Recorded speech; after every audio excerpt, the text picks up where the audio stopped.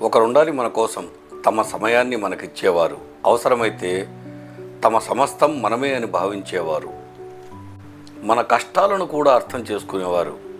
ఈ జన్మలో సాధ్యమైతే అలాంటి ఒక అద్భుతమైన బంధాన్ని సాధించండి.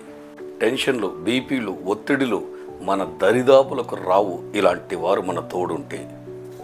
బంధం ఎప్పుడూ భరించలేనంత భారం కాకూడదు, విడిపోయేంత విలువలేనిది కాకూడదు.